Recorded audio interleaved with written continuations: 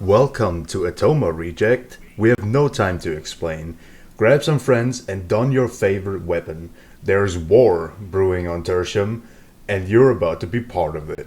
So I'm gonna be honest, I've always really liked this game. It's that mix between the horde shooter gameplay of games like Left 4 Dead and World War Z, and the 40k universe that makes me really hard. I'm a big fan of Warhammer, both 40k as well as fantasy. Although I do not collect army, as I am neither above the age of 30, nor am I nearly rich enough for that shit.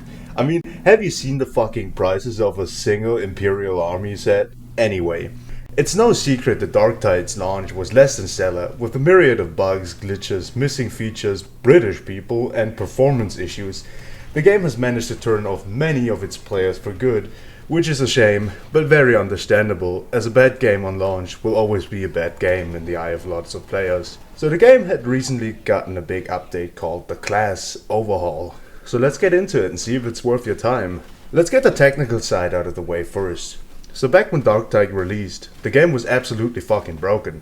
And I mean broken. And I mean the kind of broken that made my game crash literally every single round, without fail.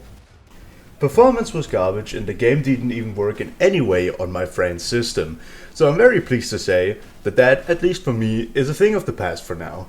The game has been running very good on my hardware and I haven't experienced a single crash since the update. It still doesn't really work on my friend's system, but that's most likely a he thing.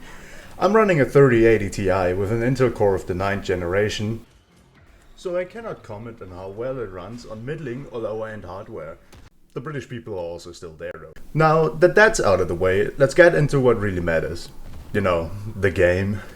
Let's start with sound and visual department, which I'm very pleased to say it's just as excellent as before and has always been a standout for me. The play spaces look impressive and really get across just how massive Tertium, the hive city that the game plays in, really is. And while I recognize that the looks of the game are most likely its least important feature, it is nice to have something that looks good on top of playing well. Sound, on the other end, is one of those things that doesn't get mentioned too often in game reviews. But I think especially in a game like Darktide, sound design is one of the most important features as it is directly woven into gameplay. What I mean by that isn't so much the weapon sounds or the music, although the music absolutely fucks and is adaptive to what's happening on the screen at all times.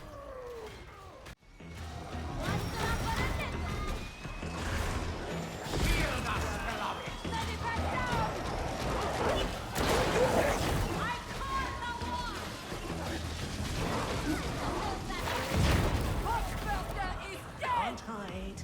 You can't.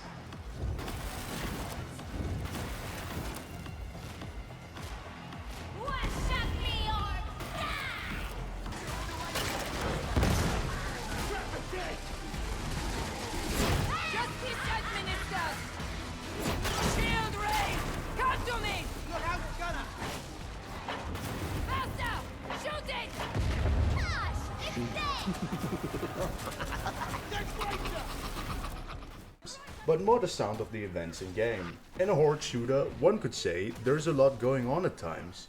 And because there's so much going on, it is imperative that the game gives you as much information as possible so you don't get overwhelmed. Darktide has always been really good at that. For instance, like in Left 4 Dead, every special enemy has a distinctive sound or voice line attached to them when they spawn, that is played loudly over whatever is happening in the current moment so you know what is coming to you. The standout one for me in this situation would be the Flamer.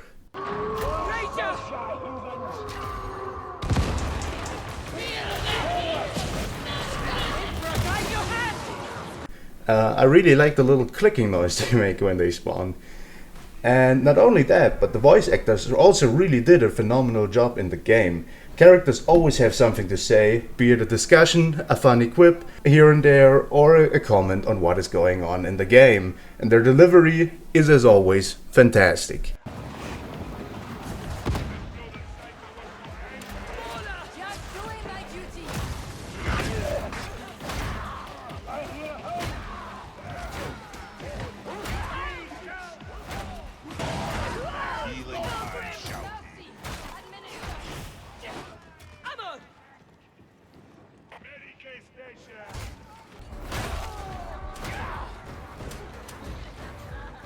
Target's marked. Swarm! Extrapper!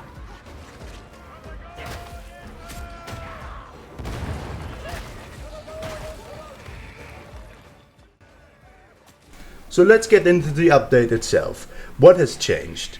So when the game came out, the player hub was basically missing every single feature. For instance, crafting. And everything else that was there was pretty much fucking broken. Except for the predatory microtransaction store, but that is par for the course in today's gaming industry. So I am very pleased to say that is now fixed, for the most part. There can still be some improvements here and there, but for the most part, I guess it's alright. So like I mentioned, this update is called the Class Overhaul. And well, they overhauled the classes. Every class used to have just one ability called a tactical gadget and an ultimate ability, so to speak. Now that's still the same, but every single class now has a skill tree that lets you pick between different abilities, ultimates, and character and ability upgrades that actually change the functionality of your abilities and your playstyle of your class. Let's take for instance the Psyker. Psykers are basically space wizards. So they used to have only the ability to brain burst enemies once at a time, dealing massive damage. Well, this ability is pretty cool. It really railroaded the Psyker into being a specialist killer that excels at killing elite enemies and abominations. After the update, however, while brain burst is still available and you can also choose between it and two other abilities. Let's say you choose Bio Lightning, a new ability that has you reach into the warp to shoot lightning from your hands. And while it doesn't do much damage, it is exceptionally good at stunning big crowds of enemies and even elites, turning the Psyker from a specialist killer into a crowd control machine. This type of variety was very much needed, as while a lot of fun, these classes always felt the same and really limited your options. With this update, they also added a new difficulty mode called the Auric level, which really cranks up the difficulty. While it doesn't increase the health or damage of enemies, which I think is a very good decision, the sheer absurdity in the amount of enemies on the screen in this new mode is truly incredible. They also added a few new mission modifiers like Hunting Grounds, which spawns a huge pack of dogs, or Ventilation Purge, which covers the entire map with industrial smog, greatly limiting visibility of both your party and the enemies. These additions are really nice, but I really wouldn't count it as new content. So in terms of gameplay, nothing really changed, except for an overall improvement in performance, and in my opinion, nothing really needed to change. The game was fucking broken, but the gameplay has always been excellent, with its ridiculous enemy numbers and varied and fun classes and weapons. Fatshark has really managed to craft a unique horde shooter that feels amazing to play, especially now, so it's a damn shame that they had to drop the ball so hard on release. On a side note, well, I'm glad that stories like Cyberpunk, No Man's Sky and now Darktide are becoming more common, meaning developers fixing their fucking games and bringing out their true potential. I'd much prefer it if they just released the game in these conditions. In my opinion, this is the perfect time to jump into Darktide. Players' numbers are up because of the update and the game is feeling better than ever. While I'd say it's a little light on content, which isn't surprising since I imagine they had to pour all their manpower into fixing the fucking game, what is there is simply excellent and I cannot recommend it enough. That's it from me. Have a great day, everyone.